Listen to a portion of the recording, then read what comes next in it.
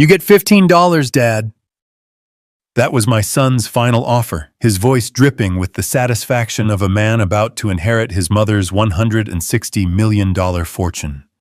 He wanted me front and center at the will reading, just to witness his victory, to see my face when my complete and utter worthlessness was read into legal record. What he didn't know was that my ex-wife, even in death, had one last move to play, and I was the centerpiece of it. Before I tell you how it all unfolded, let me know in the comments where you're listening to this story from, and be sure to like and subscribe if you believe that sometimes the quietest people have the most devastating plans. The sound of the wood planer was my symphony. For the past 5 years, it had been the soundtrack to my life. Each high-pitched whine was a note, each shaving of walnut a verse. Here in my small workshop in Austin, Texas, I wasn't a failed architect. I wasn't a discarded husband. I was just a carpenter, a man who created solid, honest things from broken pieces. My hands, calloused and scarred from years of work, knew the truth of the wood. It never lies. It doesn't deceive. It simply is, with all its knots and imperfections. I respected that. The smell of sawdust and linseed oil was the only cologne I wore. I was working on a rocking chair, feeling the smooth curve of the armrest take shape under my guidance. It was a peaceful existence, a quiet one. Then the peace was shattered. My old flip phone resting on a cluttered workbench began to vibrate, its buzzing a harsh intrusion. I hit the kill switch on the planer, and the sudden silence was almost deafening. Wiping my hands on my dusty jeans, I walked over and looked at the screen. 2 words stared back at me, cold and foreign: Nathan Thorne. 20 years. That's how long it had been. 20 years without a single phone call that wasn't a demand or an insult. No Christmas cards. No birthday wishes. Just a vast, empty silence built brick by brick, with accusations and contempt. I had assumed that silence would last until one of us was in the ground. I suppose I was half right. I took a deep breath, the air tasting of sawdust, and flipped the phone open. My voice was rough from disuse. "Hello?" The voice on the other end was sharp-clipped and belonged to a world a million miles away from my workshop. It was the voice of New York City traffic and $1,000 suits. Julian. He never called me Dad. Not anymore. I was Julian. A name he spoke as if it were a mild inconvenience, like a piece of lint on his jacket. Nathan. Your mother is gone. There was no sadness in his voice, no grief. He delivered the line with the emotional detachment of a news anchor reading a teleprompter. Last week. A stroke. It was fast. I stood there motionless, looking out the workshop window at the sun-drenched Texas yard. A strange numbness washed over me. Isabella. Gone. The words didn't seem to fit. She had always been a force of nature, a hurricane of ambition and creativity. Brilliant, beautiful, and utterly destructive. To think of her as just gone felt wrong. He grew impatient with my silence. Did you hear me? The funeral? I started to ask, my throat dry. He cut me off. It's over. You weren't on the list. Now listen, this is why I'm calling. Her lawyer requires your presence. The reading of the will. It's this Friday, 10 a.m. sharp. The offices of Caldwell and Finch, Manhattan. Don't be late. It wasn't an invitation. It was a summons. A command delivered from on high from a son who had long ago appointed himself king of a world I no longer belonged to. I finally found my voice, keeping it steady. I have no reason to be there, Nathan. Isabella and I made everything clear 20 years ago in that courtroom. I have nothing that belongs to her, and she has nothing that belongs to me. A sound came through the phone then, a short, ugly bark of a laugh. It was a sound stripped of all humor, a noise of pure, unadulterated scorn. And that sound, more than anything else he could have said, stirred something deep inside me. Oh, I know you're not getting a dime, he sneered. Don't be a fool. My mother despised you. But it's a legal formality, a procedural thing. You have to be there in person to officially hear that you are a zero. A documented, notarized confirmation of your irrelevance to this family. He paused, letting the poison sink in. Personally, I just want to be there to see your face. I want to watch that quiet, fake dignity of yours crumble when you hear it read out loud. It's the only entertainment you're good for anymore. The humiliation was so raw, so direct, it was almost impressive. This wasn't the anger of a wounded son. This was the calculated cruelty of a victor wanting to rub his opponent's face in the dirt. "Are you finished?"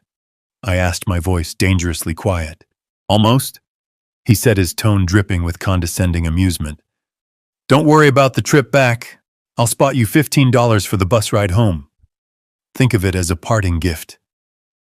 And then the line went dead. Click. I stood there, the phone still pressed to my ear, listening to the dial tone. The silence of the workshop rushed back in, but it was different now. It was heavy, suffocating.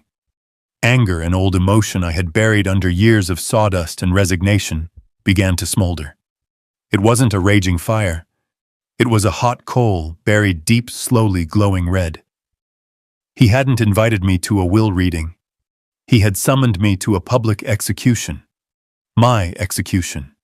He wanted a show. Fine. He would get one. I closed the phone and set it down with deliberate care. I walked over to the half-finished rocking chair and ran my hand along its smooth, honest curve.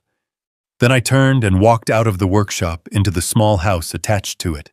I went to my closet, past the flannel shirts and worn jeans that were my daily uniform. In the very back, covered in a thin layer of dust, was a garment bag. I hadn't touched it in 2 decades. I pulled it out and unzipped it. Inside hung my only suit. A charcoal gray suit. The same one I had worn on the day my old life ended. I would wear it again for the beginning of his. Friday morning. The cab ride from LaGuardia felt like passing through another dimension. The quiet, sun-baked streets of Austin were a distant memory, replaced by the towering canyons of steel and glass that made up Manhattan. I paid the driver the fare, stinging more than I expected, and stepped out onto the sidewalk. The air was colder here, sharper. The building for Caldwell and Finch was exactly what you'd expect. It didn't just occupy the street. It dominated it. A sheer cliff of dark glass and polished granite. I pushed through the revolving glass doors, and the noise of the city was instantly cut off, replaced by a deep, reverent hush. The lobby was a cathedral built to worship money. The floors were acres of white marble so polished I could see the distorted reflection of the ceiling lights high above.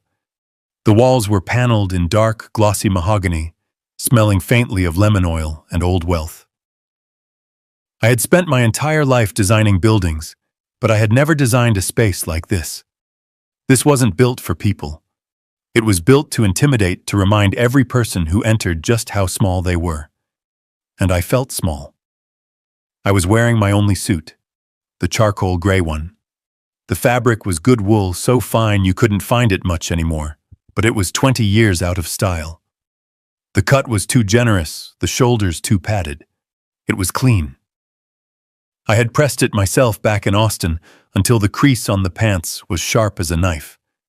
But it was old. It was the suit I had worn to the divorce hearing. The last time I had seen Isabella face to face.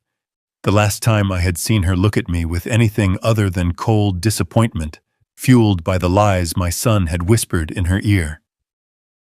I could still smell the faint trace of mothballs, a scent of preservation and decay.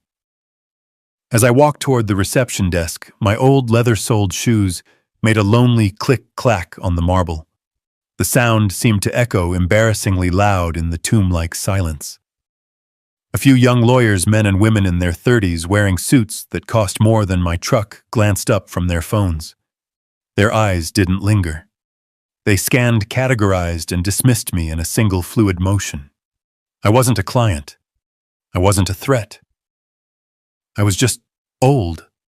An anomaly. I felt like a smudge of grease on a pristine white canvas, an ink stain spreading across a legal document. I didn't belong, and that I knew was the entire point. This was Nathan's first move, summoning me here to his territory, to this fortress of power while I was wearing the armor of my greatest defeat. I reached the reception desk, a slab of marble that looked like it had been carved from a mountain. The woman behind it was young blonde and wore a headset so sleek it looked like part of her. "Can I help you?" Her voice was bright, but her eyes were bored. "I'm here for a 10 o'clock meeting," I said, my voice sounding rough like unsanded wood. "The reading of Isabella Thorne's will. My name is Julian Thorne." Her eyes flickered. The name Thorne registered, but the face didn't match. She was expecting, no doubt, someone who looked like Nathan, someone who belonged. Not me. A flicker of confusion, then disdain passed over her features, before the professional mask snapped back into place. "Of course," she said, her smile not reaching her eyes. "Mr. Harrison is expecting you. Please take a seat. They will be with you shortly." She gestured toward a waiting area, a collection of low-slung black leather sofas arranged around a massive glass table. I sat down on the edge of one. The leather was cold and stiff. I clasped my hands together.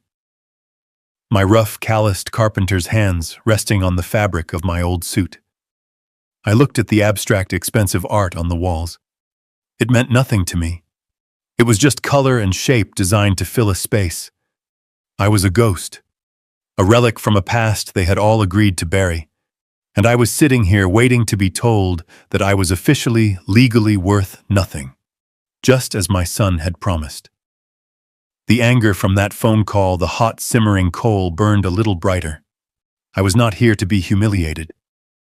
I was here to finish this. They didn't just walk into the waiting room. They made an entrance. It was Nathan, and he wasn't alone. He moved with an unearned confidence, the swagger of a man who has never been told no in his life. He wore a navy blue Tom Ford suit that probably cost more than I made in 6 months. It fit him perfectly, accentuating a physique that was maintained by personal trainers, not hard labor. His hair was slicked back. His watch was a glint of gold and steel at his wrist, and his expression was one of bored entitlement. Trailing him were his accessories. The first was a young woman, impossibly thin and startlingly beautiful in a severe, artificial way. She was squeezed into a tight designer dress and clutched a Hermes purse like it was a life raft. Her name, I would learn, was Sophia. She was engrossed in her phone, her thumb flicking endlessly across the screen. The second was a man in his 40s with a tan that was too perfect for October in New York, and teeth that were too white to be real. He had the fixed, predatory smile of a shark. This had to be Kyle, the financial advisor. They weren't a family mourning a loss. They were a pack of predators circling what they believed was their kill. Nathan strode to the reception desk, not even glancing in my direction. "Nathan Thorne," he announced, his voice echoing slightly in the large space. "Harrison is expecting me." The receptionist, who had barely looked at me, was suddenly all smiles and efficiency. "Yes, Mr. Thorne. Right away, Mr. Thorne. Please have a seat." He turned then, intending to claim one of the leather sofas, and his eyes finally landed on me. He stopped. A slow, cruel smile spread across his face. It was the smile of a cat that has just cornered a mouse. He walked over his expensive shoes, silent on the marble. His 2 companions followed, their curiosity piqued. "My God," he said, his voice loud enough for the entire room to hear. "You actually came." He looked me up and down, his gaze lingering on my old suit, the worn collar of my shirt. "I guess you really do need that $15. Sophia." The young woman looked up from her phone for the first time. She let out a short, high-pitched giggle, the sound like breaking glass. Kyle's shark-like smile widened. He looked me over not as a person, but as a piece of outdated furniture, something to be cleared out and thrown away. He didn't even bother to offer a hand, just a dismissive clinical assessment. Nathan gestured vaguely in my direction, addressing his two disciples. "This," he said, and the way he paused was an insult in itself, "is my father." He said the word father as if it were a dirty secret, an unfortunate biological fact he was forced to acknowledge. It was an apology. He was apologizing to them for my very existence, for my shabby suit, for my worn-out shoes, for my failure to be someone who reflected his own perceived glory. I remembered him at 10 years old. Christmas morning. I had spent weeks in my workshop back when I still had one hand crafting a detailed model of a battleship. I had been so proud of it. Nathan opened the box, looked at it for a second, and tossed it aside. "It's not a brand name," he'd whined. "I want what my friends have." Isabella, always quick to fix any problem with money, had swooped in with an expensive video game console. She had created this monster one spoiled whim at a time. This man standing before me wasn't a man at all. He was just a collection of appetites wrapped in a $10,000 suit. I didn't say anything. I just looked at him. I met his smug, arrogant gaze and held it. I didn't flinch. I didn't defend myself. My silence seemed to unnerve him more than any angry retort could have. He was expecting a reaction, begging, pleading, anger, anything to confirm his power over me. I gave him nothing. I just sat there, a ghost in a gray suit, watching the show he was so desperate to produce. His smile tightened. He wasn't having as much fun as he'd planned. He turned away from me, speaking to Kyle. "So the first thing we do is liquidate the real estate portfolio in..." He was cut off by the sound of a heavy oak door opening. A man stood in the doorway, and the entire atmosphere in the room shifted. The temperature seemed to drop 10 degrees. The show was about to begin. My son stood there, basking in the glow of his own arrogance, and my mind drifted back. Christmas morning. He was 10. The whole house smelled of pine needles and baking cinnamon. I had spent weeks in my workshop, the old one, crafting a model battleship for him by hand. It was a perfect replica of the USS Missouri. I'd carved the tiny cannons, coiled the miniature ropes, hand-painted the flag on the stern. I was so proud of it. I thought he would love it. He opened the box, looked at it for maybe 3 seconds, and then tossed it aside onto the floor. "It's not a brand name," he'd announced to the room. "I want what my friends have." And Isabella, my wife, she hadn't corrected him. She hadn't explained the value of a gift made with love. She had just swooped in with a brightly wrapped box containing the latest, most expensive video game console. She wasn't being kind. She was being easy. She had built this monster piece by piece, buying his affection because earning it was too much work. And even then, I think she knew it. The memory was so clear, it was almost a taste in my mouth, bitter and sad. It was cut short by the sound of a heavy oak door swinging open. A man in his 60s stood in the doorway. He was tall and wore an impeccable gray suit that spoke of quiet authority, not flashy wealth. This was Mr. Harrison. He had the face of a judge, impassive and difficult to read, with eyes that didn't just see you. They assessed you, weighed you, and filed you away. The quiet confidence he radiated instantly silenced the room. Even Nathan seemed to shrink a little. His gaze swept across the room, passing over Nathan and his entourage, as if they were part of the furniture, and then his eyes landed on me. First, he held my gaze for a moment, and I saw a flicker of something in his expression. It wasn't pity. It was something closer to understanding. He walked toward me. "Mr. Thorne," he said, his voice level and respectful. "Thank you for coming." He didn't offer a hand, but the words were a handshake in themselves. They were a simple acknowledgement of my presence, of my right to be there. Then, and only then, did he turn to my son. "Mr. Thorne," he said. The same name, but the tone was different, colder, formal, stripped of any warmth. The slight was so subtle that a lesser man might have missed it. But Nathan's entire world was built on a fragile scaffolding of status and special treatment. The fact that I, the outcast, had been acknowledged first was a direct challenge to his authority. I saw a flicker of annoyance in his eyes, a tightening of his jaw. He tried to cover it with a wave of dismissive arrogance. "Let's get this over with, Harrison." He snapped, his voice sharp with impatience. "I have a reservation at Per Se to celebrate. I don't intend to be late." Mr. Harrison's expression didn't change. He simply nodded once. "As you wish," he said, turning and holding the door to the conference room open. "This way, gentlemen." The conference room was just as cold and imposing as the lobby, but with an added layer of finality.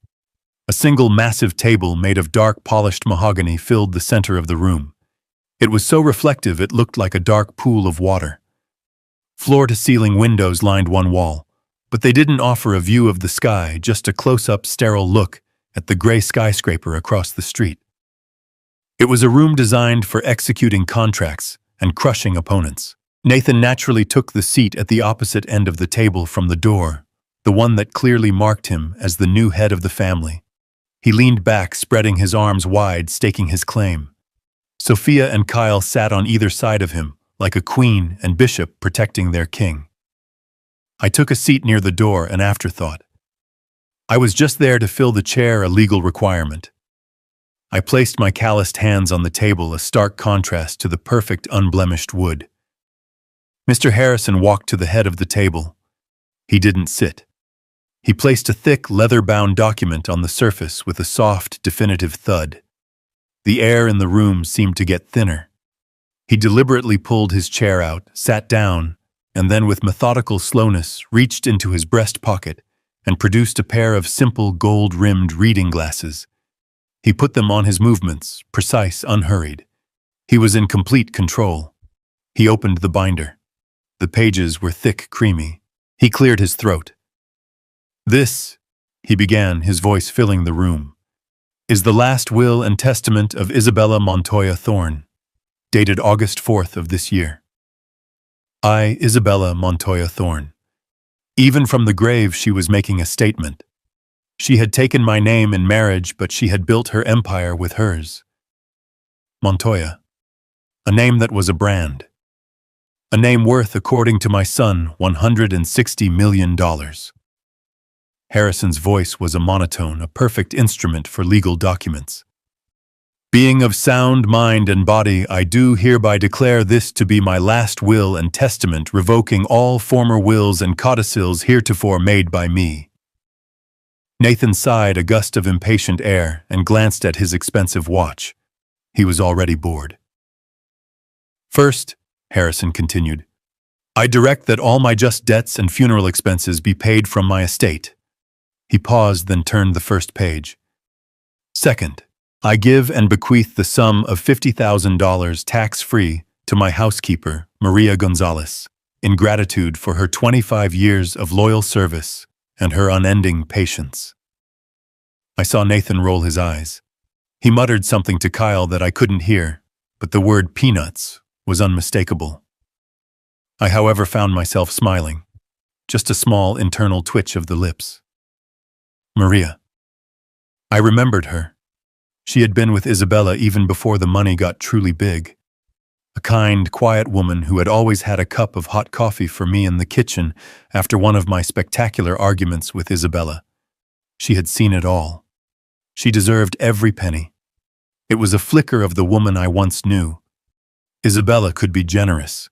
She just chose her moments. Third, Harrison read on, his voice unwavering, I give and bequeath the sum of $100,000 to the Monarch Butterfly Preservation Fund. This time it was Sophia who reacted. She let out a little disbelieving scoff. Butterflies, she whispered to Nathan loud enough for me to hear. Is she serious? I felt a sudden sharp pang in my chest. Not sadness. Something more complicated. Nostalgia. Before Nathan was born, before Montoya Designs was an empire, Isabella and I had driven an old Jeep down to Mexico. We had slept in cheap motels and hiked for miles into the mountains to see the monarch sanctuaries. I remembered her standing in a clearing, the air thick with millions of orange and black wings, her face tilted up to the sky, tears streaming down her cheeks. "It's the most beautiful thing I've ever seen, Julian," she had whispered. "It's like all the souls in the world flying home." She had remembered. Even after all the bitterness, all the lawyers, all the silent years, she had remembered that day. This wasn't just a bequest. It was a message. Fourth, I give and bequeath the sum of $25,000 to my driver, Miguel Rodriguez, for his excellent service and for never once commenting on the colorful guests my son brought to my home. Nathan sat bolt upright. "What the hell does that mean?" Kyle put a hand on his arm. "It's nothing, Nathan. Just a little joke. It means nothing." But Nathan was getting visibly agitated. This wasn't going according to his script. He was supposed to be the star, and the opening act was getting too much attention. He began to tap his fingers on the mahogany table. A sharp, impatient tap, tap, tap that echoed in the quiet room. Harrison ignored him and continued. "Fifth, I give and bequeath my collection of first edition modernist poetry to the New York Public Library." Tap, tap, tap. With the exception of one volume, a 1922 copy of T.S. Eliot's The Waste Land, which I leave to... Nathan slammed his hand flat on the table. The sound was like a gunshot. "Harrison, for God's sake," he boomed. "Can we skip the charity donations and the servants' tips? My time is valuable. I have a reservation. Just get to the main event. The real estate, the portfolio, the money. Just get to the part where it all goes to me." The room fell into a heavy, suffocating silence. Mr. Harrison stopped reading. He did not look startled. He did not look angry. He simply stopped. Very slowly, he raised his head, his eyes still behind the reading glasses. Then, with a deliberation that was more threatening than any shout, he took the glasses off. He folded them. He placed them on the table, and he stared at my son. His gaze was flat, cold, and utterly unimpressed. It was the look of a man who had dealt with spoiled children his entire life and was in this final moment done with it. "Mr. Thorne," Harrison said, and his voice had dropped, losing its monotone, becoming a precise, sharp instrument. "This is not a negotiation. It is not a business meeting. It is the legal proclamation of a deceased woman's final wishes. I will read every single word in this document exactly as your mother wrote it. And you will sit there and you will listen. Is that clear?" Nathan's face flushed a dark, ugly red. He had been challenged. He had been dressed down like a child. He opened his mouth, then closed it. He looked at Kyle, who subtly shook his head. He was trapped.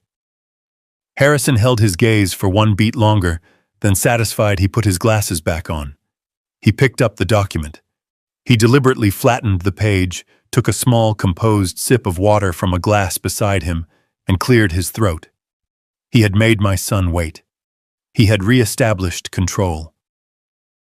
"Very well," Harrison said, his voice returning to the neutral monotone. "Let us continue. Fifth, as I was saying, I leave my first edition copy of The Waste Land to..." He paused, and I could have sworn I saw the barest hint of a smile at the corner of his mouth. "Ah, no. That's been struck.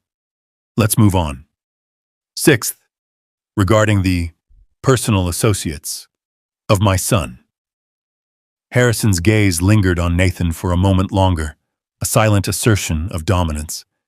Then, as if a switch had been flicked, he returned to the document, his voice resuming its steady, neutral cadence. "We now move," he said, "to Article 6, regarding the personal associates of my son Nathan Thorne." I saw Kyle, the financial advisor, sit up a little straighter. His shark-like smile was back fixed in place. He smoothed the lapel of his expensive suit, adjusting his posture, ready to receive his expected bonus for managing Nathan's anticipated fortune. Sophia beside him finally put her phone down, her eyes bright with greedy anticipation. Harrison continued. To my son's financial advisor, Mr. Kyle Vance. He pronounced the title with a slight, almost imperceptible emphasis, as if placing it in quotation marks. I give and bequeath the sum of $5,000. Kyle's smile froze. 5,000. The number hung in the air, shockingly small. It was an insult. It was less than the cost of his suit. I saw his knuckles whiten as he gripped the edge of the table. Nathan looked at him annoyed, as if Kyle's disappointment was a personal affront. But Harrison wasn't finished. I bequeath this sum with the attached legally binding recommendation that he use it to enroll in a course on professional ethics. My own financial records show he has a significant need for a refresher on the topic. The shark-like smile vanished, replaced by a mask of pale, stunned fury. His head snapped toward Nathan, his eyes wide. What is this? He hissed, his voice a low vibration of rage. He had just been called a crook in a room full of people. And, Harrison continued, not missing a beat, turning his attention to the young woman beside Nathan. To my son's current companion, Sophia, I leave her the high-quality imitation handbag she attempted to swap for my authentic Birkin bag in my closet last month. If Kyle was stunned, Sophia was incinerated. Her perfectly made-up face turned a dark, blotchy red. Her mouth dropped open. She hadn't just been insulted. She had been exposed. Exposed as a petty common thief. In front of the man she was clearly trying to trap. In front of the lawyer. In front of me, the ghost she hadn't even bothered to acknowledge. The crazy old hag, she shrieked, her voice cracking, all pretense of sophistication gone. She lied, I never— Shut up! Nathan roared, his voice bouncing off the mahogany walls. He wasn't defending her. He was silencing a problem. His carefully constructed image was crumbling. His entourage was being dismantled piece by a dead woman's words. He was furious, not because they were insulted, but because this was taking too long. This was messy. This was not part of his victory celebration. It doesn't matter, he snarled at both of them. It's nothing. It's a joke. Who cares about a bag? Who cares about $5,000? He turned his furious gaze back to the lawyer. Get on with it, Harrison.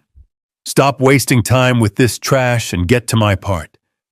I sat there perfectly still, and for the first time in 20 years I felt a connection to Isabella. This was the woman I had married. Not the victim my son had painted her to be, but a brilliant, cold, and lethally precise woman.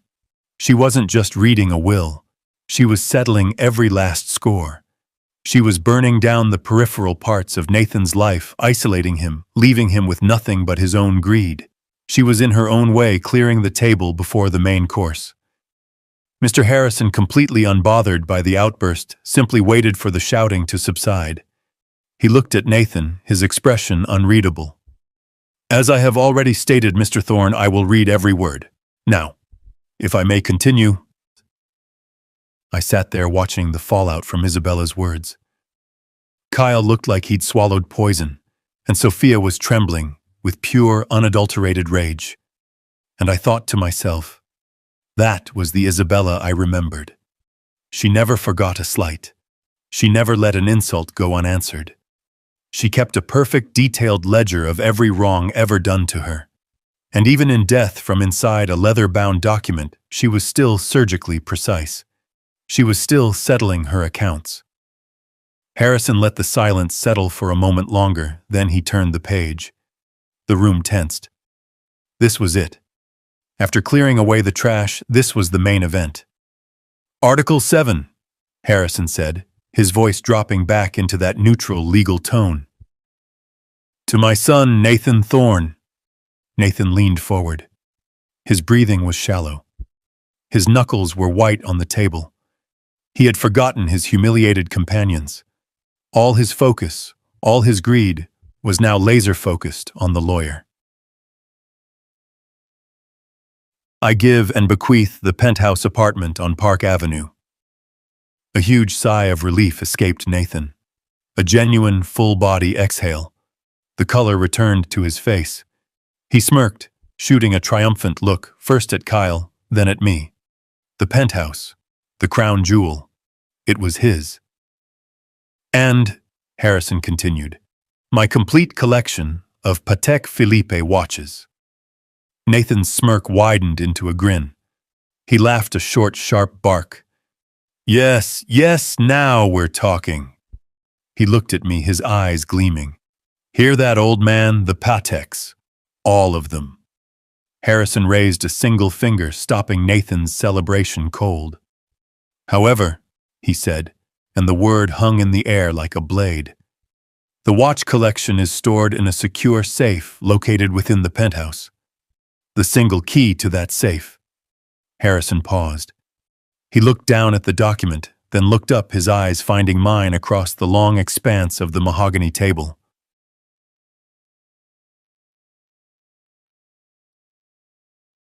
I have entrusted to his father, Julian Thorne. The silence that followed was absolute. It was so complete I could hear the faint hum of the air conditioning. Sophia and Kyle, lost in their own humiliation moments, before snapped their heads toward me. Nathan just stared. His face, which had been flushed with victory, went pale. His grin dissolved. What? His voice was quiet, disbelieving. What did you just say? He asked Harrison, his voice rising. The key, Mr. Thorne, was entrusted to your father. Nathan slammed his hands on the table and stood up, the chair scraping violently behind him. What are you talking about? Is this a joke? A sick joke? He pointed a shaking finger at me. Him! He hasn't seen her in 20 years. He doesn't even know where she lived. He's a... Nobody... Every eye in the room was on me, and I was just as stunned as he was. I stared at Harrison, my mind reeling. A key Isabella had given me, a key. What did it mean? Was it another one of her games? Another way to twist the knife even from the grave? I had no key. I had no idea what any of them were talking about. I just sat there, the ghost in the gray suit, suddenly, and very uncomfortably, the center of everyone's attention. My son was screaming. His face was a mask of disbelief and rage. But I wasn't really in that cold mahogany room anymore. As Mr. Harrison shuffled the papers, the sound of the thick, creamy stock sliding against itself seemed to pull me back through 20 years of anger and silence to a different kind of crisis. I wasn't in New York. I was in our old house in Connecticut. It was 2005. It was 3 in the morning and the house was dark, except for the single light in Isabella's home office. I found her there, not crying, but worse. She was just sitting, staring at a wall of spreadsheets, her face pale and completely blank. She looked broken. Montoya. Designs. The company that was her life, her passion, her entire identity was bleeding out. It was on the verge of total catastrophic collapse. She had overextended, pouring millions into a luxury resort project in the Caribbean. She had trusted the wrong partners. The entire deal was built on a foundation of bad permits and shifting sand. And now it had all fallen apart. The banks were calling in their loans. Her investors were threatening to sue her into oblivion. She was facing not just bankruptcy, but disgrace. I remember sitting down next to her in that dark office, the computer screen casting ghostly shadows on her face. It's over, Julian, she had whispered, her voice hollow. Everything I've built. It's all gone. They're going to take the house. They're going to take everything. She wasn't just afraid of being poor. We had been poor before when we started. She was terrified of being a failure, of being seen as a fool. Her entire world was built on her reputation as a brilliant, infallible businesswoman. And now that reputation was about to be publicly executed. She looked at me, her eyes, usually so full of fire and ambition, were just empty. They're talking about criminal negligence, she'd said, the words barely audible. They're saying I misled them. I looked at the woman who was my wife, the mother of my son, the brilliant, infuriating, passionate woman I had loved, and I knew in that moment that she was drowning, and she was about to pull all of us down with her. The memory from 2005 solidified, sharp and agonizing. Isabella sitting in her office, utterly broken. She didn't just look broken. She was broken. For a week, our house was a tomb. The phones rang off the hook, calls from angry bankers and betrayed investors. Isabella just let them ring. She stopped eating. She stopped sleeping. She would just sit in her office, staring at the company's financials on her computer screen, watching the numbers bleed into a sea of red. She was paralyzed. She was drowning. And then, about a week into this living nightmare, a hand reached out. It didn't come from a bank. It didn't come from a friend or a trusted colleague. It came from an encrypted email routed through a server in the United Arab Emirates. It was an offer for a meeting. A private equity group I had never heard of, based in Dubai. They said they had been following Montoya Designs for some time. They saw potential. Isabella was too far gone to go, too paranoid to even speak on the phone. She was a ghost. She begged me to go. I was still her husband, her partner in life, even if I wasn't her partner in business. I was the architect. I understood the construction side of her empire better than anyone. So I went. I met them in a sterile, soulless conference room at a hotel near JFK Airport. There were 3 of them. They were not bankers. They were young, impeccably dressed in dark, identical suits, and they had the dead, cold eyes of men who had seen too much. They were polite. Too polite. It was the kind of politeness that feels more threatening than a direct insult. They laid out the terms on the table. It was on the surface a miracle. It was breathtakingly simple. They would inject $100 million into Montoya Designs, effective immediately. Enough to stabilize the Caribbean project. Enough to pay off the angriest bankers. Enough to silence the lawsuits that were threatening criminal charges. It was a total rescue. I sat there stunned. In return, I asked, my voice cautious, "What do you want in return?" The lead negotiator, a man with a faint British accent, just slid a thin leather-bound folder across the table. "We are investors, Mr. Thorne. We simply want to invest in future projects. We believe in the Montoya brand. We want to help you build." I brought that folder home. It felt heavy, like it was made of lead. Isabella, desperate for any shred of hope, tore it open. For the first 10 minutes, she was ecstatic. She was laughing, crying, holding the pages to her chest. "We're saved, Julian, we're saved." But I was reading the fine print. I was an architect. I spent my entire life reading contracts. I spent my life looking at blueprints. And this wasn't a bailout. It was a blueprint for a crime. "Isabella," I said, my voice quiet, cutting through her celebration. "Look at this.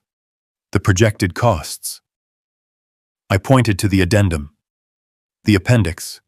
The part they hoped we wouldn't read. It detailed the future projects they wanted to fund. A series of luxury high-rises.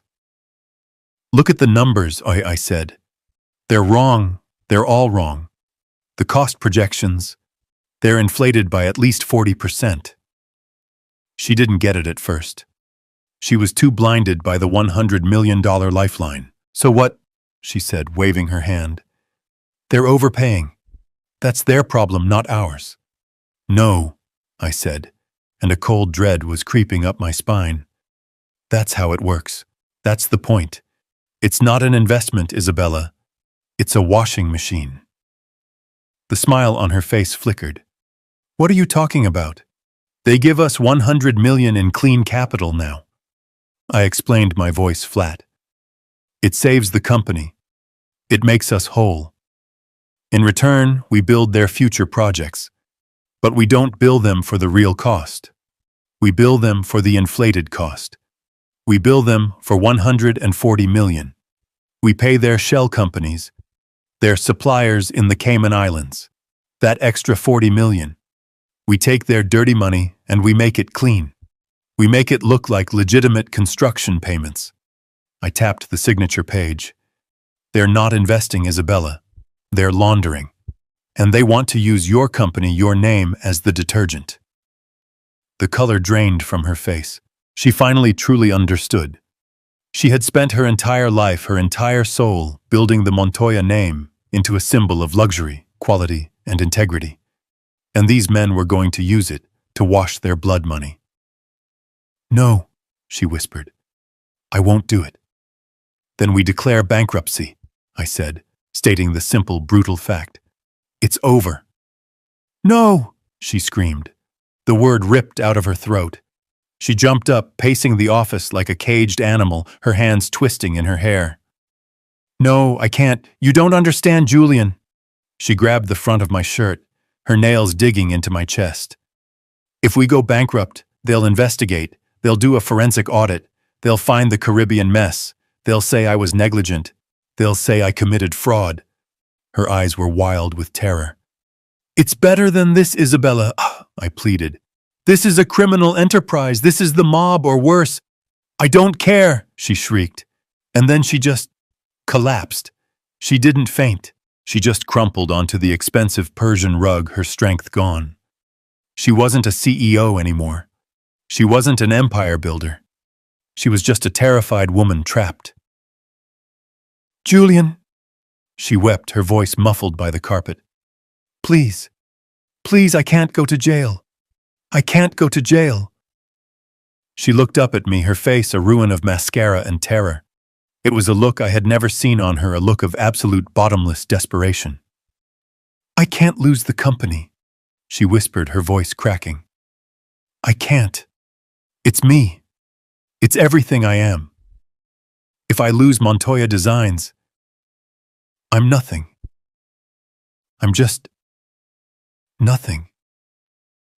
She grabbed my hand, her own ice cold. "And Nathan," she choked out.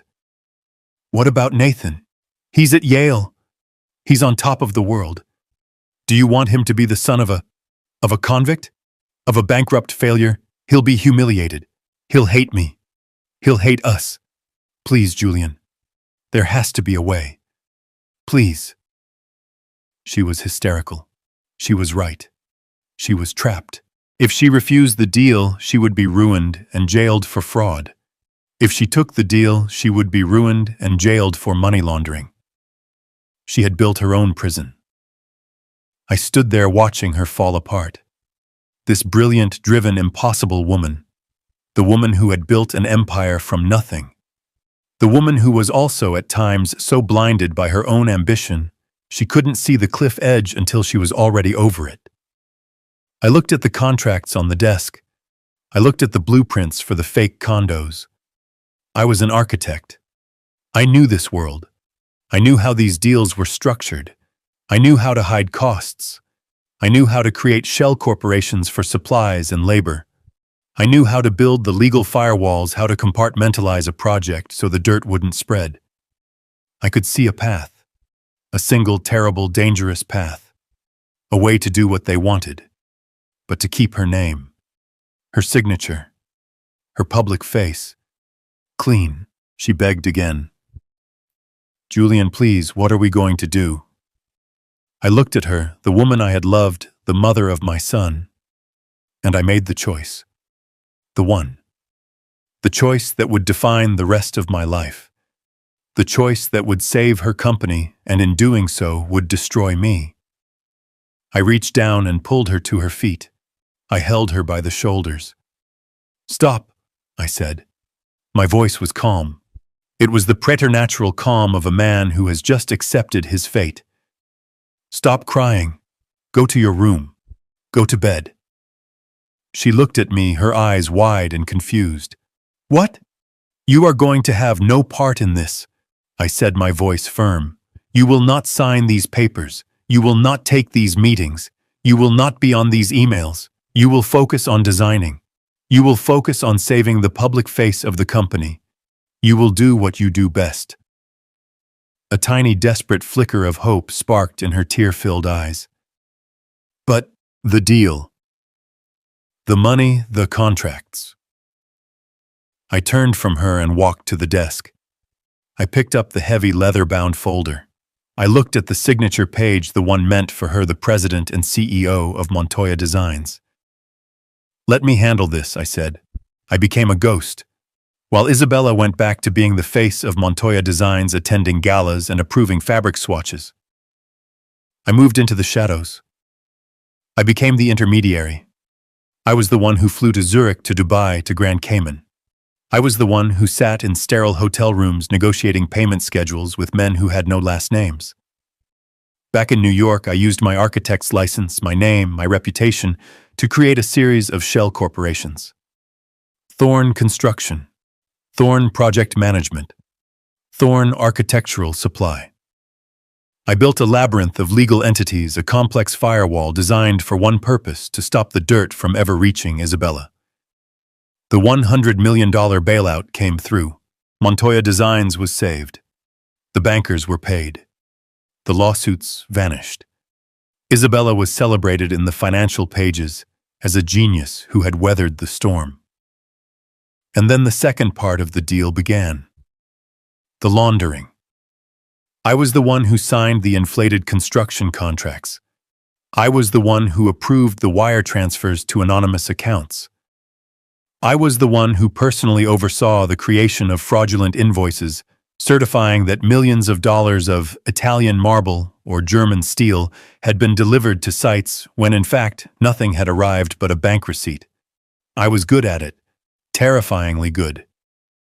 My architect's mind, so used to building solid real structures, was just as adept at building hollow fake ones. For 2 years I lived a double life. I was a respected architect by day and a high-stakes money launderer by night. I saved her company. I saved her name. I saved her from prison. But you can't move that much dirty money without someone noticing. The FBI didn't come for Isabella. They didn't even know she was involved. They came for me. They had been tracking the Dubai group for years. They saw the money flow into my shell companies. They saw the inflated contracts. They saw the fraudulent invoices. They saw my name, my signature, my architect's seal of approval on documents that were pure fiction. They didn't kick the door in. It was quiet. 2 men in dark suits waiting for me in my office one morning. They laid it all out. They had the wire transfers. They had the surveillance photos of my meetings at JFK. They had me, dead to rights. They offered me a deal. "Tell us who you're working for," the lead agent said. "Give us the organization. Give us the people in Dubai. Give us the real beneficiary of this scheme." I looked at the file on the table. My name was on every page. Isabella's was nowhere. I had done my job too well. I had a choice. I could give them Isabella. I could tell them the whole story. How she was terrified. How she had begged me. How I had done it all to save her and our son from ruin. They might have been lenient. They might have understood. Or I could take the fall. I thought about Isabella, terrified and broken on the office floor. I thought about Nathan at Yale with his entire future ahead of him, a future built on his mother's glittering empire. An empire that was now technically funded by criminals. So I made the second choice, the one that sealed my fate. "I don't know what you're talking about," I told them. "I was overextended. I made some bad deals. I got sloppy with the books. There's no organization. It was just me. I cut corners. I was desperate." I gave them a confession, but not the one they wanted. I confessed to professional negligence, to tax evasion, to falsifying business records. I played the part of a foolish, greedy architect who got in over his head. To protect Isabella from a money laundering conviction, I had to plead guilty to something. So I did. I didn't go to prison. My lawyers, paid for by Isabella's now stable company, made sure of that. But I lost everything else. I lost my architect's license, revoked, permanently. I lost my reputation. My name was dragged through the mud. Julian Thorne, disgraced architect. I was a pariah. And that's when my son Nathan twisted the knife. He was 22, home from Yale, and he saw his chance. He went to his mother, not in comfort, but in anger. "He betrayed you," Nathan had screamed at her, a performance I learned about later. "He used your company. He embezzled money behind your back. He's a criminal. He humiliated you. He humiliated me." He presented her with an easy narrative, a simple story. In his version, I wasn't the savior. I was the villain. And Isabella, seeing her company saved, seeing her name completely clear, and seeing my name utterly destroyed, she took the easy way out. She chose the story that made her the victim. She chose her son's version of the truth. She filed for divorce. She claimed she was the wronged party, the trusting wife betrayed by her greedy criminal husband. And she let Nathan, our son, believe it. She let the whole world believe it. She never said a word in my defense. She just let me burn. That was the price for saving her. The voice was calm, but it sliced through 20 years of memory like a sharp chisel. I blinked. The dark, desperate office in Connecticut dissolved, replaced by the cold, polished mahogany of the conference room. My heart was pounding. The past felt more real than the present. I looked up. Mr. Harrison was watching me, his expression neutral. But everyone else was staring at me. Kyle, the financial advisor, had a look of greedy calculation in his eyes. Sophia, the girlfriend, was looking at me as if for the first time, a flicker of curiosity in her otherwise vacant expression. And Nathan. My son was staring at me with an intensity that was almost frightening. His face was a thundercloud of suspicion and rage. The veins in his neck were standing out. "The key," he spat, his voice low and dangerous. "Where is it? What did she give you?" He was convinced this was a scheme, a final bitter trick played by his mother with me as her willing accomplice. He saw conspiracy in every shadow. I looked from his furious face to Mr. Harrison's calm one, searching for an answer. But there was none. My mind was a complete blank.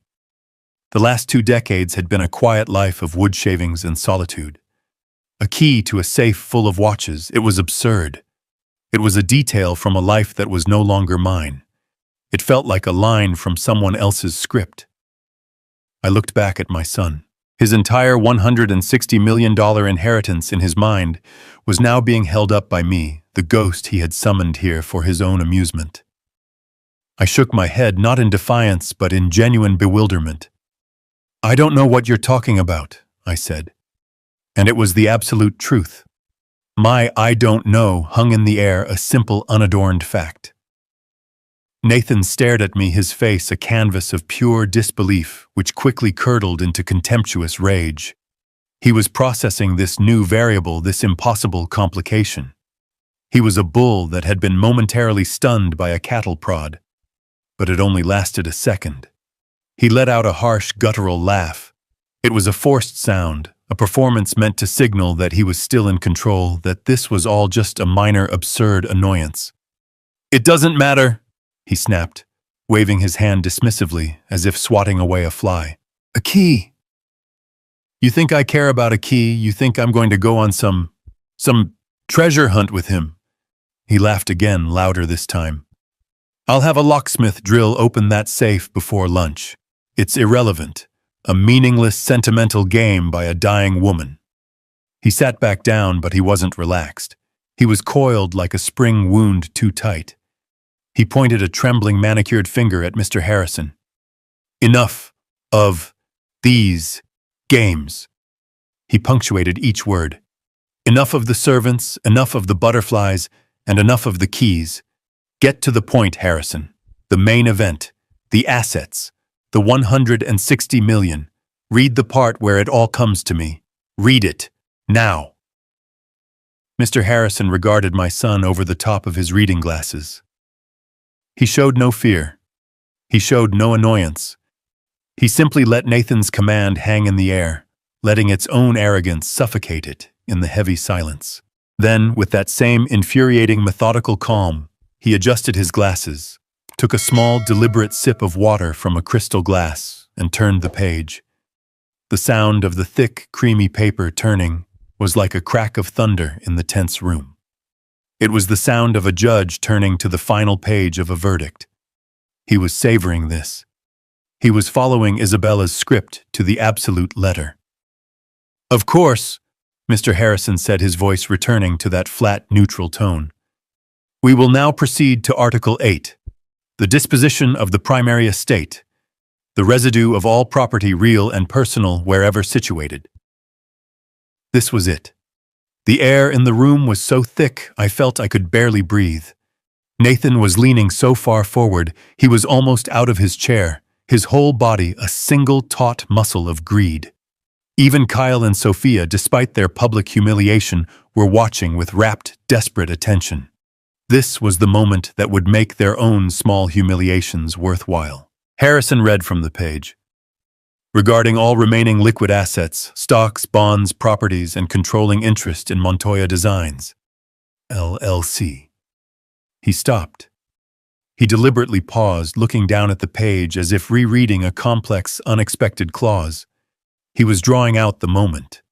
He was a master showman. "Come on," Nathan whispered, his voice a low hiss. "Come on." Harrison cleared his throat. "I decree the following. First, to my ex-husband, Julian Thorne." My head snapped up. Me? What was this? A sound like a strangled gasp came from Nathan. He inhaled so sharply, it sounded like he'd been punched in the stomach. His face, which had been pale with anticipation, went rigid. His eyes narrowed into tiny slits of pure, unadulterated hatred, and they were fixed laser-like on me. He wasn't breathing. He was just waiting. He was a bomb, and his fuse had just been lit. I could see the muscles in his jaw clenching and unclenching, grinding his expensive teeth. What in God's name was she doing? Was this her final cruelty, to give me some small, insulting sum, a few $1,000s, just to rub his nose in it one last time before giving him the rest? Harrison continued, his voice perfectly, even betraying not a flicker of the drama he was unleashing. "To my ex-husband, Julian Thorne, I give and bequeath the sum of $15. $15. The words just hung there. It wasn't an insult. It was a public execution. It was a joke. A petty, cruel, and profoundly childish joke.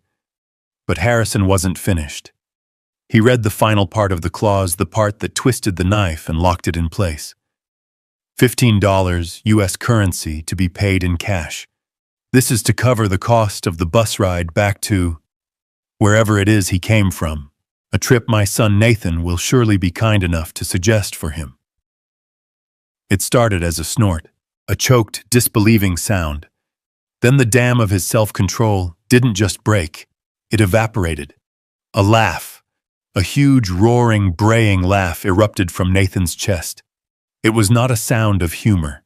It was a sound of sheer, unadulterated triumph. It was a sound of such profound, malignant joy that it made the air in the cold room feel sick. He shot up from his chair, his body trembling with the force of his laughter. He pointed at me, his finger shaking his face, turning a dark, blotchy crimson. He was crying actual tears of malicious joy streaming down his cheeks. $15, he roared. The words bounced off the walls. $15. He doubled over, slapping his hand on the priceless mahogany table. Oh my God, $15. Kyle, who had been sitting in a stunned, humiliated silence, now seemed to catch the new current. He saw his path back into his patron's good graces. A slow, sickly smile spread across his face. Incredible, Nathan. Just incredible. Sophia, catching on, let out a high-pitched, sycophantic shriek of laughter. $15 for a bus. Oh, Nathan, she was hilarious. Wasn't she? Nathan howled, straightening up, wiping a tear from his eye. He was a performer, and he finally had his audience back. He looked at his two companions, his chest puffed with victory. She always had a wicked sense of humor, always. He had won. In his mind, the game was over. The insults to his friends were just appetizers. The confusion with the key was a meaningless tangent. This was the punchline. This was the moment he had been waiting for. He had been publicly, legally, and financially declared the victor. And I had been publicly, legally, and financially declared nothing. Less than nothing. A $15 joke. His laughter finally subsided, simmering down into a low, smug chuckle. He adjusted the cuffs of his Tom Ford suit, a gesture of absolute restored control. He was the king again. He turned his gaze on me, and all traces of humor vanished, replaced by a cold, reptilian satisfaction. A dark, evil smile played on his lips. "Well," he said, his voice dripping with false pity. "That's that, I suppose." He walked around the table, a predator circling its kill, and he stopped just a few feet away from me. He looked me up and down, his eyes filled with a disgust so profound it was almost tangible. "It's over, old man. You heard her. $15. He reached into his pocket, the one on his $10,000 suit, and pulled out a slim alligator skin wallet. He made a show of opening it, his movements slow and deliberate. "You know what?" he said, his voice a low, confidential sneer. 15 is a little insulting. Here." He pulled out a $20 bill and threw it on the table in front of me. The bill skidded across the polished wood and came to rest right in front of my hands. "There, 20. Don't say I never gave you anything." And he stared at me, daring me to react. Daring me to yell, to cry, to reach for the money. I did none of those things. I just sat there. I looked at the $20 bill. I looked at his smug, victorious face. And I waited. I didn't feel humiliated. I didn't feel angry. I didn't even feel sad. I just felt a deep, profound sense of anticipation. Because I knew Isabella. And I was watching Mr. Harrison. And Mr. Harrison was not moving. He was sitting at the head of the table, his face a perfect neutral mask, his hands resting on the document. He was letting the performance play out. This wasn't the end. This was the intermission. My stillness, my absolute lack of reaction, infuriated Nathan more than any outburst could have. His smile faltered. "What's the matter, old man?" he sneered. "Speechless cat got your tongue," he scoffed. "Whatever, it's done. It's all mine. Finally, you can get the hell out of here now. Go back to your sawdust shed or whatever hole you crawled out of. And don't forget your bus money." He turned his back on me, a final act of dismissal. He walked back to his chair, clapping Kyle on the shoulder. "Right, per se. We have a lot of champagne to drink." He grabbed his suit jacket, ready to leave, ready to start his new life. Nathan had his jacket halfway on. He was beaming, clapping Kyle on the back so hard it was almost a punch. "Right," he said, his voice loud and booming. "Per se. I'm going to buy the entire champagne list. Harrison," he called over his shoulder, not even looking at the lawyer. "Just have your girl send the papers to my office for me to sign. I'm done here." He turned to leave, a king departing his own coronation. "Mr. Thorne?" The voice cut through the air like a sheet of ice. It wasn't loud, but it had a core of absolute steel. It stopped everyone. It stopped Nathan in his tracks, his jacket half on one foot, already turned toward the door. He turned back, his triumphant, laughing face slowly hardening. "What?" Mr. Harrison was still seated. He hadn't moved an inch. He was looking at Nathan, and his expression was no longer neutral. It was cold. "Please, sit down." The smile on Nathan's face didn't just fade. It was wiped clean as if by a solvent. The blood drained from his face, leaving the blotchy red patches from his laughter looking like burns. "What did you say?" he whispered, his voice suddenly hoarse. "I said..." Harrison repeated, his voice dangerously quiet. "Sit down. I have not finished reading." "Finished?" Nathan's voice cracked. "What are you talking about?" "You read it. $15. The joke. It's over. You're done." Mr. Harrison, with the slow, deliberate motion of a man revealing the winning card, reached down to his briefcase, which sat on the floor beside him. He did not touch the leather-bound will that was already on the table. He brought up a second, thinner folder. It was simple manila, but it was bound with a thick red wax seal. It looked important. That, Mr. Harrison said, tapping the large leather binder on the table, was the conclusion of the original last will and testament. He then placed the new folder on the table. This, he said, his voice dropping, is a codicil, a legally binding addendum. He looked directly at Nathan, his eyes unblinking. It was signed, witnessed, and notarized 3 weeks ago, 1 week before your mother's stroke. He paused, letting the weight of those words sink in. And its primary clause, he said, his eyes flicking to me for just a fraction of a second, explicitly states that it supersedes and replaces all previous articles pertaining to the disposition of the primary estate. Nathan didn't just sit down. He collapsed back into his chair, his body moving like a puppet whose strings had been cut. His face was a mask of waxy white shock. The triumphant blotchy red was gone. He looked small. Kyle and Sophia were completely frozen. They looked at the new red-sealed document on the table as if it were a bomb. Mr. Harrison broke the seal with a small, sharp knife. He unfolded the single sheet of paper inside, which was attached to several other thicker documents. He put his reading glasses back on. This, he said, and his voice was no longer neutral, is a letter from your mother, addressed to you, Nathan, but with the legal instruction that it be read aloud here today in the presence of all parties, and its contents form the basis of the new Article 8. He began to read, and it was no longer his voice. The words were pure, uncut, Isabella.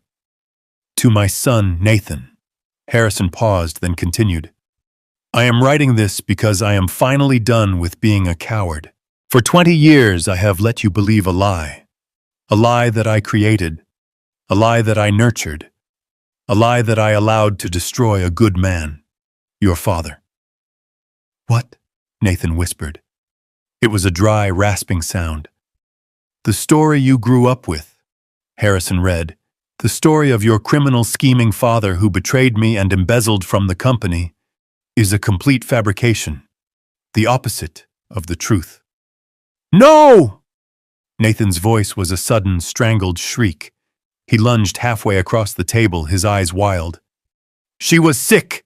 She was senile! That's not her! This is a fake! He pointed at me. He got to her. He manipulated her. This is a scam. He turned to his lawyer, Kyle, his eyes pleading. Kyle, tell him, this is inadmissible. She wasn't competent. We'll contest this. We'll tear this apart. Mr. Harrison, looking profoundly bored, held up a hand to stop the tirade. He slowly lifted one of the other documents that had been in the sealed folder. On that subject, Harrison said, his voice cutting through Nathan's panic. Attached to this codicil is a full 40-page psychiatric and cognitive evaluation of your mother conducted by a panel of 3 independent, board-certified neurologists and psychiatrists. It was performed at her request 72 hours before this document was signed. I will summarize their findings for you. He looked directly at Nathan, his eyes like ice. In their expert, unanimous, and legally binding opinion, your mother was, and I quote, entirely lucid, in full command of her faculties, and possessed of a mental acuity that was in fact superior to 99% of individuals in her age group. He dropped the report onto the table with a heavy thud. She was not, Mr. Thorne, insane. She was, as she states here, finally done. Now, if I may continue. Nathan sank back, his mouth open, making small gulping sounds. He was out of moves. He was out of air. Harrison returned to Isabella's letter. His voice once again became the vessel for her confession. The truth, Nathan, is this. 20 years ago, Montoya Designs was on the brink of total, catastrophic failure. I had made a series of terrible, reckless decisions. I had overextended. I had trusted the wrong people. I was facing not just bankruptcy, but criminal charges for fraud and negligence.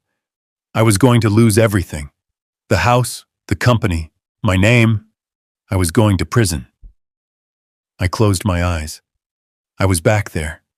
In that dark office, her on the floor, weeping, begging.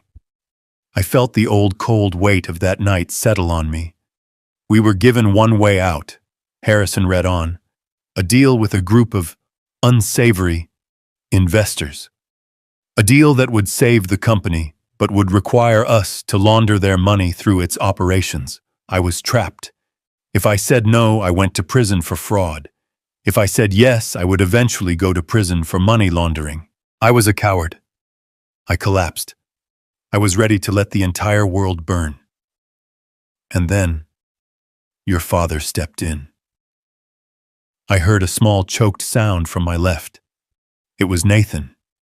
He was shaking his head, his hands over his ears, as if he could block the words. Your father, the man you have spent 20 years calling a criminal, made a choice. To protect me. To protect you. He took the deal. He put his own name, his own career, his own license on the line. He created the shell companies. He took the darkroom meetings. He handled the wire transfers. He did the dirty work, so that my name, the Montoya name, could remain clean. Harrison's voice was relentless. He funneled all the risk to himself. He built a legal firewall around me, around the company, and he stood in the fire. And when the FBI finally came, they came for him. Because that is exactly what he had planned. He confessed Nathan. He confessed to crimes he didn't commit. Negligence, fraud. To cover up the real crime, the money laundering that I was responsible for. He lost his license. He lost his reputation. He lost his entire career. He did it. To save me. To save the company that you now so arrogantly claim as your own. And what did I do? Harrison read, his voice dropping. What did I do as my reward for this sacrifice? I listened to you. I listened to your poison. You told me he was a criminal. You told me he had humiliated us. And I, in my shame and in my cowardice, I agreed. I let that be the story. I divorced him. I abandoned him. I let you, our son, treat him like trash. Because I was terrified that if you ever knew the truth, you would look at me with the same contempt you had for him. I was a coward, Nathan, and I let you become this greedy, arrogant, empty shell of a man who mocks the very person who sacrificed everything so you could have this life. The $160 million fortune you were so eager to claim, it exists for one reason and one reason only. It exists because your father, Julian Thorne, saved it. The silence in the room was absolute. It was a vacuum, heavy and suffocating. Harrison's voice reading Isabella's final words was the only thing that existed. He was no longer just a lawyer. He was the vessel for a confession that was rewriting 20 years of history in real time. Nathan was completely still. He wasn't shaking his head anymore. He wasn't covering his ears. He was just staring. Staring at the polished, empty surface of the table, his face a mask of waxy, corpse-like white. He looked like a man who had been told the world was ending, and he was the only one who hadn't known. Harrison continued, his voice steady, relentless. Your father, he read, is not a criminal. He is not a failure. He is a hero. The kind of man who makes a sacrifice so deep, so complete, that people like you and me can't even comprehend it. He burned his own life to the ground to keep us warm. And I let you treat him like garbage.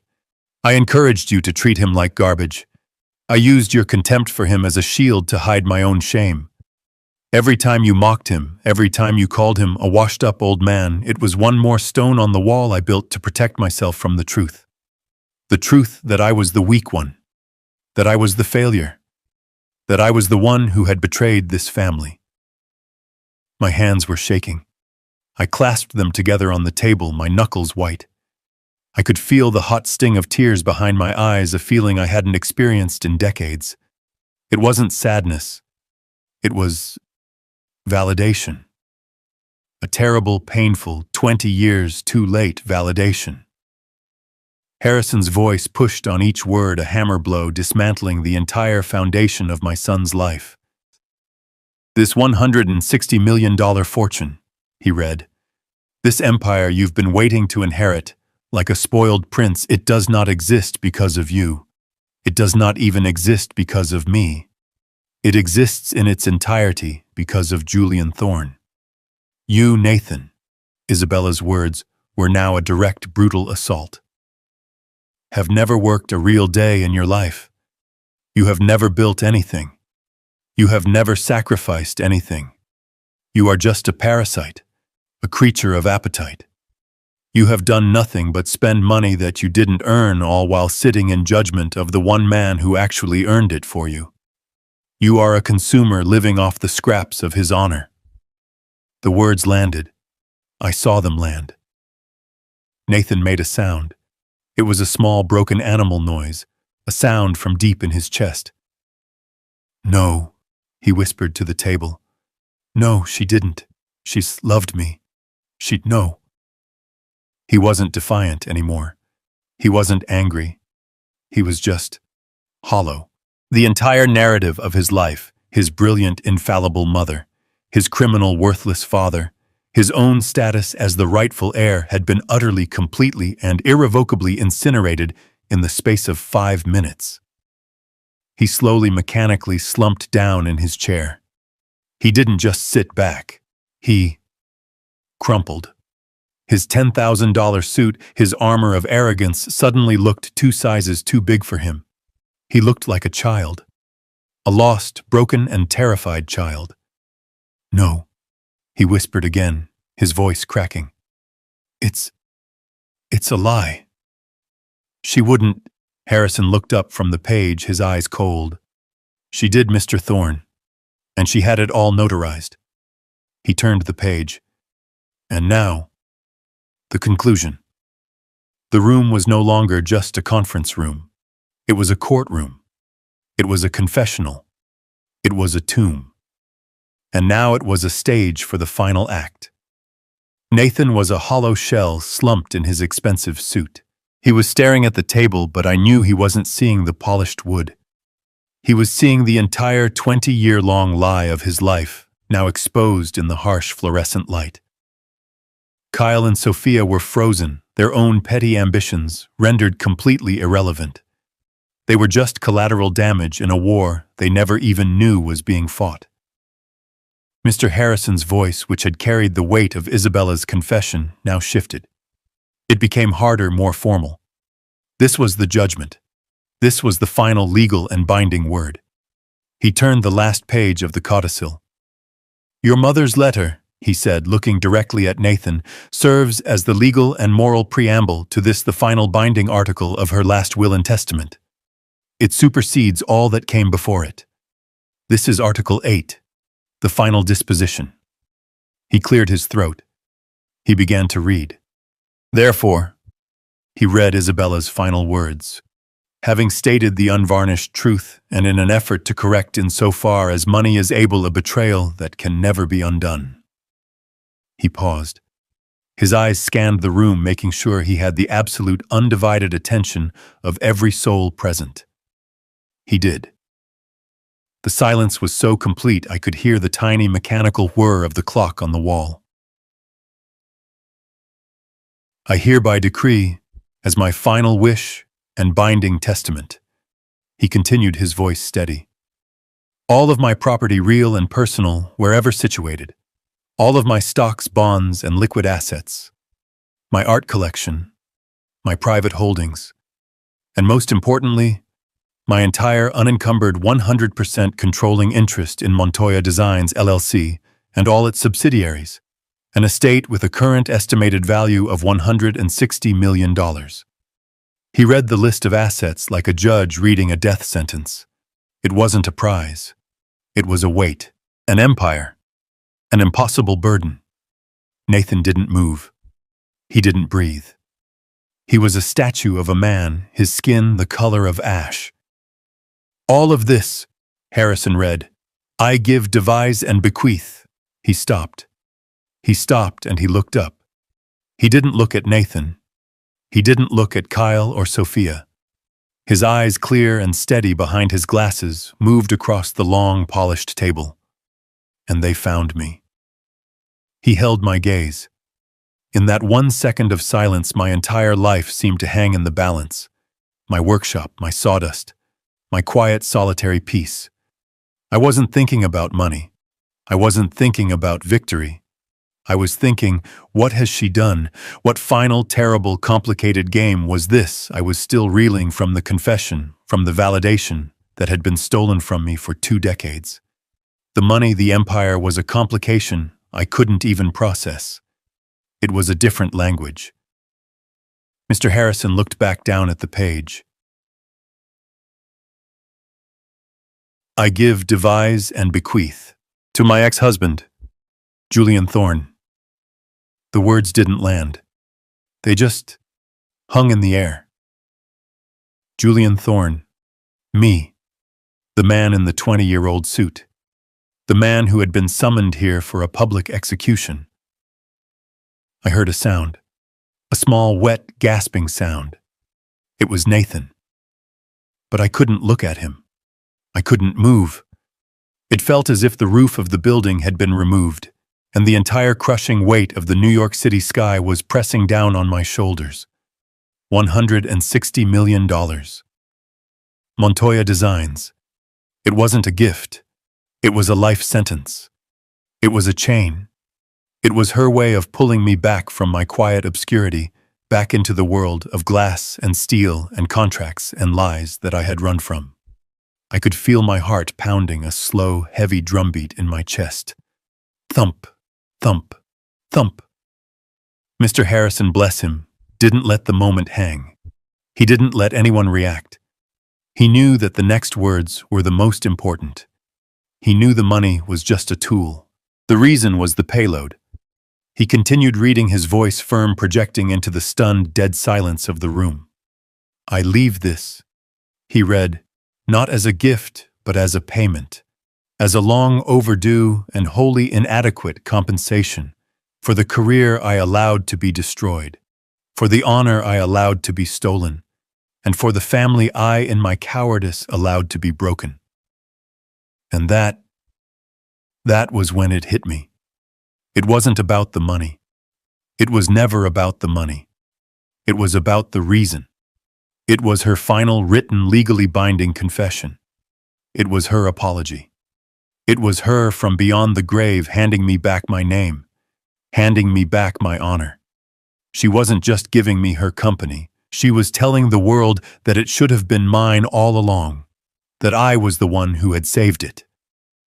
I looked down at my hands, my rough, calloused carpenter's hands. They were resting on the polished, perfect wood, the hands of a man who built things, and I was now the owner of an empire I had never wanted. A small sound, a whimper, came from across the table. It was Nathan. He wasn't a monster anymore. He wasn't a king. He was just a boy. A 42-year-old boy whose entire life had just been revealed as a lie his mother had told him, and a lie his father had paid for. Kyle and Sophia were already ghosts. Their faces were blank, their minds unable to process this reality. They had hitched their wagons to a falling star, and now they were just irrelevant. I looked at Mr. Harrison. He was watching me. He was waiting. $160 million. The company, the penthouse, the watches. Isabella, my brilliant, impossible, destructive wife. Even in death, she had to have the last word. She had to control the entire narrative. She had exonerated me. She had made me whole. But in doing so, she had chained me to her legacy forever. She had given me everything, and in a way she had taken everything all over again. My simple life was over. My son, Nathan, was a ruin. He was a building that had been imploded. He sat there, his mouth half open, his eyes blank and unfocused, still trying to process the fact that the entire $160 million universe he thought he was inheriting had just vanished. Vanished and been handed to me, the man he despised more than anyone on earth. He was breathing in short, shallow gasps like a drowning man. Kyle and Sophia were completely adrift. Their golden goose hadn't just stopped laying eggs, it had exploded. I could see the panic in Kyle's eyes, the gears in his rat-like brain spinning, trying to find a new angle, a new con, and coming up with nothing. Sophia was just white. Her mask of makeup looked like a porcelain shell, and it was cracking. Harrison, the executor of this devastating will, was not finished. He still held the codicil. There was one last piece of business, and finally, Harrison said, his voice as unforgiving as a judge's gavel, "We come to the final bequest." He looked at my son. "And for my son, Nathan Thorne." At the sound of his name, a tiny pathetic flicker of something sparked in Nathan's dead eyes. It wasn't hope. It was more primal than that. It was the desperate animal instinct not to be left with absolutely nothing.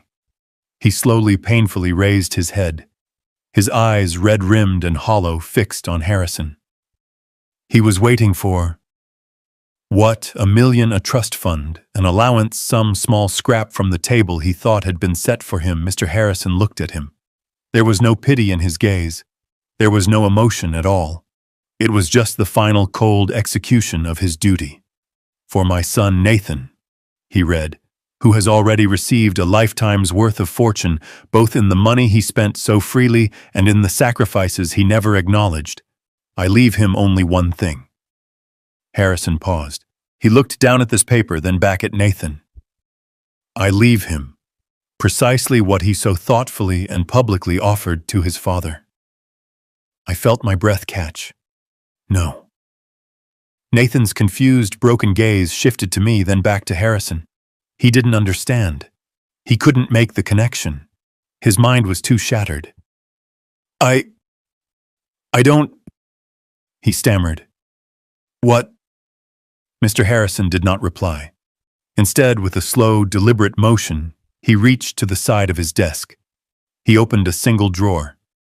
His hand went inside and emerged holding one item. A check. A single bank-certified cashier's check. "Mr. Harrison, on behalf of the estate," he said, "was authorized to prepare this in accordance with your mother's wishes." He held it up for a moment. Then he placed it on the polished mahogany table. He slid it across the vast expanse of wood. It skidded, making a small whispering sound, and came to a stop directly in front of Nathan. $15, Harrison said. His voice was flat. Final. "Your inheritance, Mr. Thorne, as your mother specified, for your bus fare." Kyle, the shark, the financial advisor, said nothing. He didn't make a sound. He just stood up. Quietly, smoothly, he pushed his chair in. He didn't look at Nathan. He didn't look at me. He just evaporated. He gathered his own briefcase and walked quickly and silently out of the conference room. He was gone. Sophia, on the other hand, was not silent. She looked at the check. She looked at Nathan's broken, pathetic face. And her expression, which had been one of shock, curdled into something else. It was pure, unadulterated disgust. The revulsion of a predator for a mate who had suddenly become weak. The man she had attached herself to, the source of the Birkin bags and the Park Avenue life, was nothing. He was a $15 man.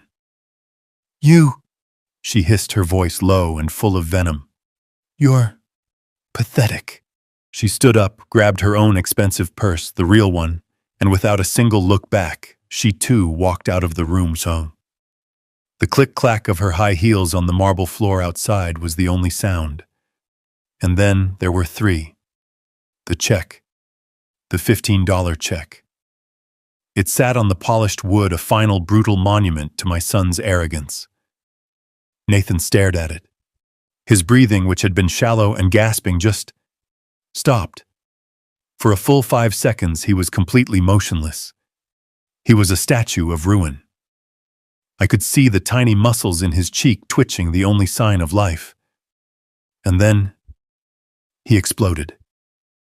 It wasn't a word. It was a scream.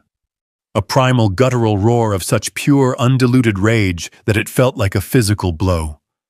It was the sound of a man who had not just lost everything, but who had just realized in one horrifying instant that he was nothing. No! His arms flew out, sweeping the table. Glasses, notepads, the heavy water carafe. Everything went flying. The crystal shattered against the mahogany wall. "I'll sue you!" he shrieked, his voice cracking, spittle flying from his lips. He wasn't talking to Harrison. He was screaming at the universe, at his dead mother. "I'll sue all of you. She was crazy. She was senile. I'll prove it. I'll burn it all to the ground." He spun, his movements jerky and uncoordinated, his eyes wild and bloodshot. And then his gaze landed on me. All of his rage, all of his humiliation, all of his pain focused into one single burning point of hatred. "You!" he bellowed. "This was you! You did this! You got to her! You manipulated her! You! Thief!" And with that he lunged. He didn't just walk, he launched himself across the room, his chair crashing to the floor behind him. He wasn't a businessman anymore. He was just an animal, blind with fury. His hands were curled into claws, and he was coming right for my throat. I didn't even have time to stand. I just braced myself. But Harrison was faster. His hand, which had been resting calmly on the desk, moved with lightning speed to a small black intercom button. He pressed it. Once. Before Nathan could even get halfway around the massive table, the conference room doors burst open. Not one, but 2 security guards filled the doorway. These were not the mall cop types. These were men who were built like refrigerators, professionals in dark suits with earpieces,